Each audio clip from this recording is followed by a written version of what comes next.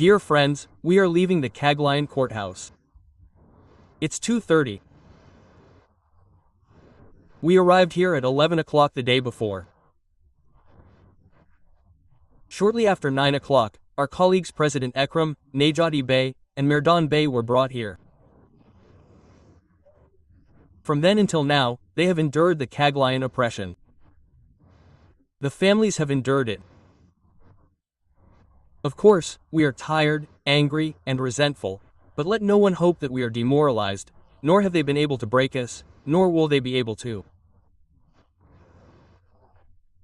The unanimous assessment of the highly competent lawyers above today, who are extremely knowledgeable about these laws, is this. They have fallen into such a helpless situation. They have failed to convince the public on other charges.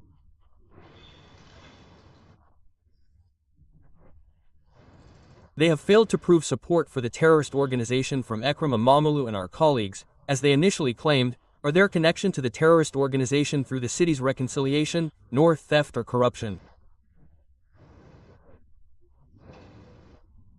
It's been almost 8 months. They've messed up everything, they've defrauded us. Finally, the last resort is to start over. This time, let's charge them with espionage. They're saying something like, maybe we can convince the public this way.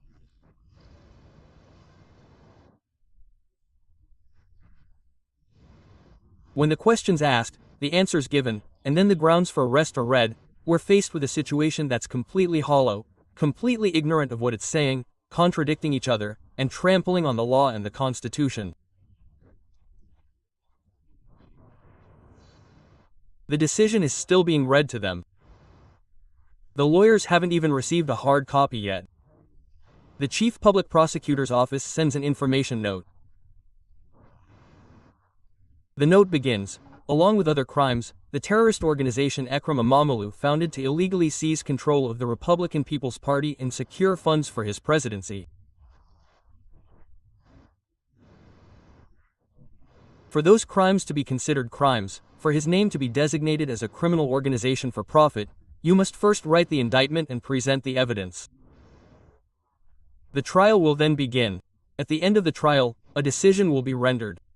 If a negative decision is rejected, there will be an appeal, and the Supreme Court will be present. The decision will become final.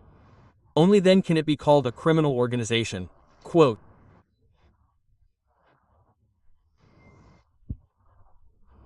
but someone who, under someone's orders, spews out a world of slander to thwart a presidential candidate, blatantly mentions his own delusion, at a press briefing at 2 a.m. as if it were true, claims he's trying to manipulate public perception.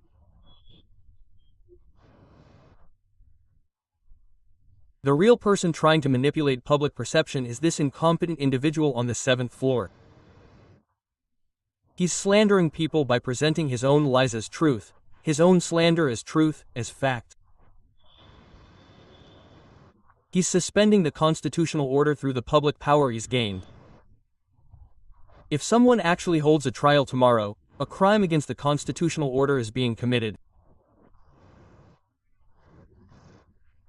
It's abusing the positions they've gained through fundamental democracy and elections to abolish democracy and elections. To abolish elections, you either abolish the ballot box or eliminate your opponent. Like all dictators worldwide, after eliminating your opponent at the ballot box, can you call what you do an election? That's exactly what's being attempted here today. Before this, they had all the data from MIT, 8 ministries, and their affiliated institutions stolen. They even say it on the so-called dark web. The information on these sites, starting with the Turkish ID number of the president and the main opposition leader, is stored there for everyone to pay for. From the medications they use, their tests, their health information, even the most confidential information, to their income, expenses, and taxes, is stored there and sold. So what? This information about some Istanbulites was taken and sold to foreign countries for the support of foreign organizations and countries. If you tried to sell it to them, they'd say, "This has already been stolen, it's been sold online." The Justice and Development Party was bragging about it. They were doing data mining. They were combining various data points. They were conducting voter analysis from there. Someone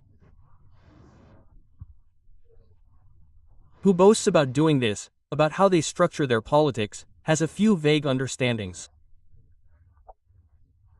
They're claiming, based on the prosecutor's writings, that we're doing something similar and that it's a crime. If anyone were to be tried for going abroad, the previous MIT director, Ibrahim, who orchestrated the theft of all MIT data, the former MIT director, and the Minister of Foreign Affairs should be tried first. Hakan Fidan should be tried. Minister Okies should be tried. First and foremost, Recep Tayyip Erdogan should be tried. Let our nation know the point here. When the theft and corruption accusations against our friends fail, let's now, like the FIDO members, throw in the espionage accusation as a last resort. Let's try this, and the real reason, is that once that indictment is issued, keeping them in custody is out of their hands. These unscrupulous people will have to go before a judge every month to continue their detention.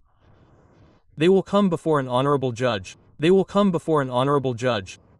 We accept that all our judges are honorable and honorable. If they come before a judge who listens to their conscience and the law, they will be released pending trial. Don't let them slip away. If they ever leave Silivri, they will march to power. We can't hold them back again. Let's back them up from here too. When the trial begins there, let's hold them here. Let them be in our hands for 8 or 10 months.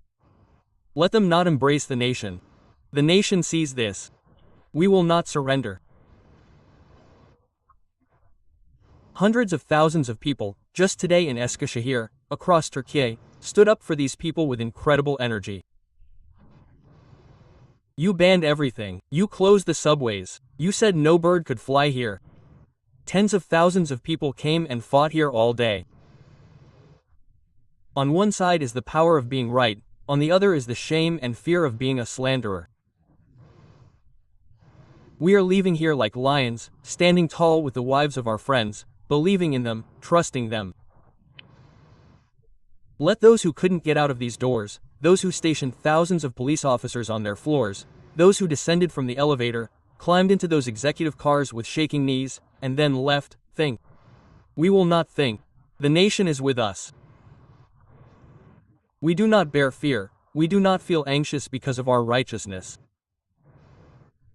But the fears and anxieties of the slanderers will not let them sleep tonight. Ultimately, these slanderers will be held accountable for this. Our friends will ascend to much more important positions in this country, with the honor and virtue of being right, honorable, and honest. Today is not an end, but a beginning. If anything ends, these helplessness ends. They are at the end of the road, while we are only at the beginning. They have reached the end of the road, but we are only taking the first steps. Thank you, friends.